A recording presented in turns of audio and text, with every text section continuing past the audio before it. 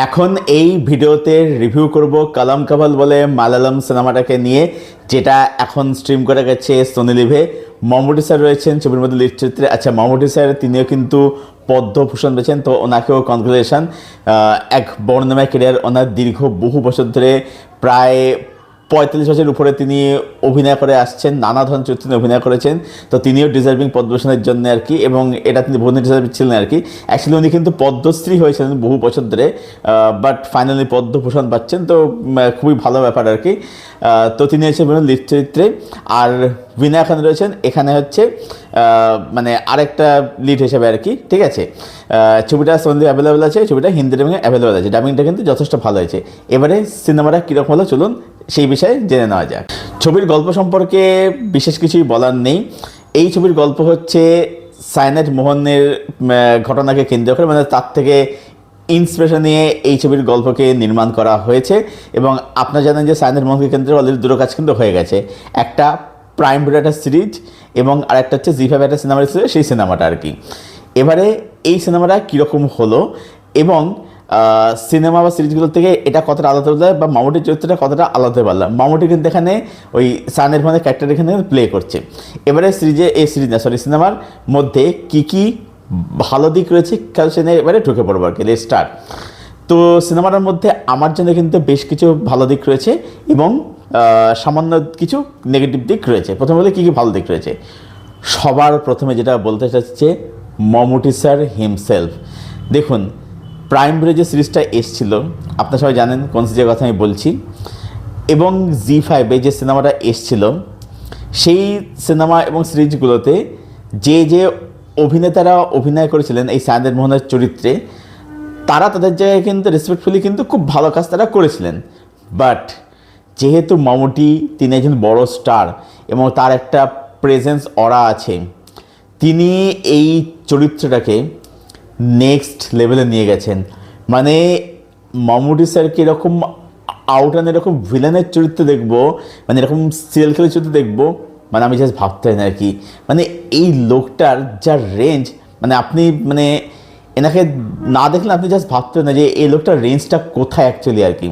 মানে যেরকমভাবে ওই সিগারেট ধরায়, যেরকমভাবে সিগারেটটা খায়, একটা জায়গা থাকে সিগারেটের পুরো মানে চিবিয়ে খেয়ে নেয়, আবার মুখ থেকে সিগারেটটা ফেলে, এবং ওই মুখ দিয়ে যেই মানে ধোঁয়ার রিং ছাড়ে, এবং তার এক একটা এক্সপ্রেশন, তার মানে ওই ম্যানিপুলেশন, তার হাসি, মানে তাকে পুরো মানে ডেভিলিশ লেগেছে দেখতে।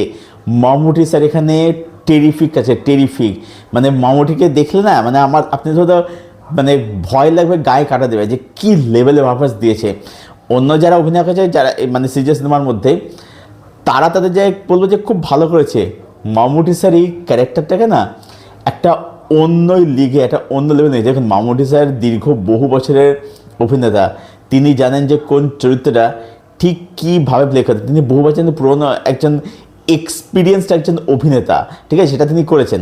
আচ্ছা, পারফরমেন্স কথা উঠলে না, তখন বাকিগুলো বলে নিই। এখানে বিনয় খান, যাকে আপনারা সবাই নিশ্চয়ই চেনেন, জেলার ছবিতে যে ভদ্রলোক ভিলেন করেছিলেন আর কি, তিনি এখানে হচ্ছে প্রোটাগনিস্ট। অ্যাকচুয়ালি এখানে ব্যাপারটা হচ্ছে কি, মামুটি স্যার অ্যান্টনিস প্লে করছে, কিন্তু উনি এমন একটা পারফরমেন্স দিচ্ছেন আর কি, মাঝে মনে হচ্ছে মামুটি স্যার তো প্রোটাগনিস্ট আর কি। যাই হোক, তো টেকনিক্যালি বিনয় খান স্যার এখানে প্রোটাগনিস্ট আর কি, যে এখন জেলার ছবিতে ভিলেন চরিত্র দেখেছিলেন আর কি, তিনি এখানে ডিটেকটিভ আর কি হয়েছেন। তো তিনি এখানে বলবো খুব ভালো কাজ করেছেন আর কি। এবং তার মামুটির মধ্যে যে ফেস অফ যেটা হয়, সেটা কিন্তু বলবো জমদার, দেখবার মতো সেটা আর কি। এছাড়াও একটা ছোটো চরিত্রে রাজেশা বিজয়ান রয়েছেন, যাকে আপনারা অনেক ছবিতে দেখে থাকবেন আর কি। তো তিনিও তার জায়গায় বলবো যে যথেষ্ট কাজ করেছেন। সিনেমার মধ্যে ইনভেস্টিগেশনের প্রসেস যেটা, সেটা আস্তে আস্তে করে উপরে ওঠে, এবং সেটা একটা পর্যায়ে সেটা কিন্তু বলবো যে বেশ ভালো হয়ে যায়, বেশ জমদার হয়ে যায়, জম্পেশ হয়ে যায়, এবং সিনেমার কিন্তু ক্লাইম্যাক্সটা কিন্তু বলবো যে অবশ্যই কিন্তু বেশ ভালো। আচ্ছা, নেক্সট যে সিনেমার মধ্যে টেকনিক্যাল অ্যাসপেক্ট, সেটা বলবো যে অবশ্যই বেশ ভালো।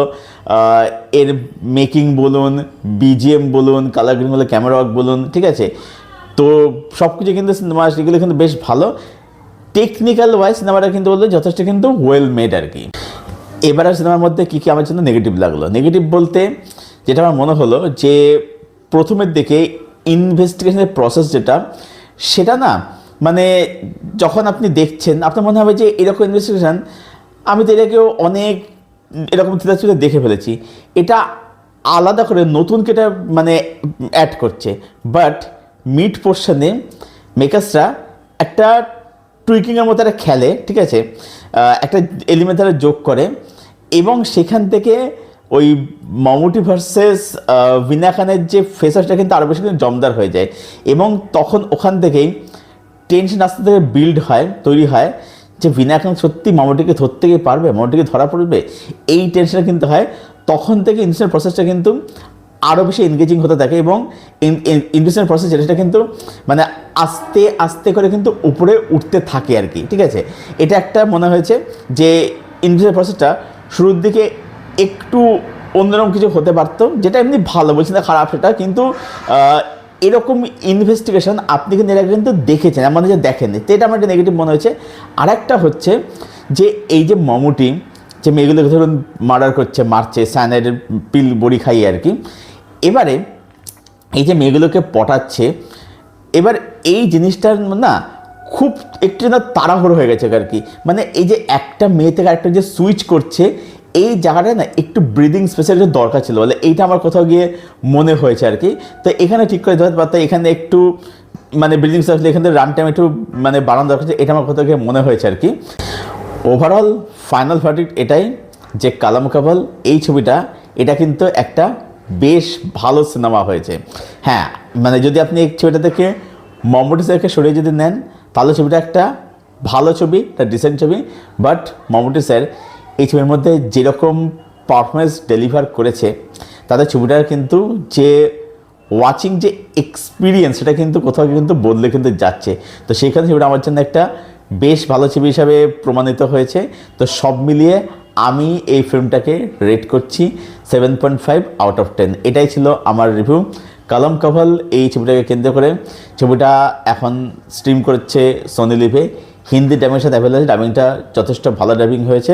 তো ছবিটা যারা এখনও পর্যন্ত দেখেননি আমি তো ছবিটা আপনারা একবার অবশ্যই দেখুন, অ্যাটলিস্ট মমুটি স্যার তো অতি অবশ্যই ছবিটা কিন্তু আপনারা অবশ্যই আপনার দেখা উচিত একবার আর কি। তো দেখে জানাবেন ছবিটা আপনাদের কীরকম লেগেছে, কীরকম লাগলো, আর মমুটি স্যার কীরকম লাগছে তো অবশ্যই জানাবেন কমেন্ট করে। আর যারা ছবিটা দেখে নিয়েছেন আপনাদের কি ওপিনিয়ন এই ছবিকে ঘিরে, মমুটি স্যারের পারফরমেন্স ঘিরে আপনাদের ওপিনিয়ন সেটা অবশ্যই কমেন্টে জানাবেন। আপনাদের প্রত্যেকটা কমেন্টের উত্তর আমি ডেফিনেটলি দেব। আর এই ভিডিওটা ভালো লাগলে ভিডিওটাকে অবশ্যই লাইক করবেন, শেয়ার করবেন, চ্যানেলটাকে অবশ্যই সাবস্ক্রাইব করবেন। তো চলুন ভিডিও এখানে শেষ করছি, দেখা হচ্ছে আপনাদের সঙ্গে পরের কোন ভিডিওতে। Till then stay best, stay healthy, keep watching good content.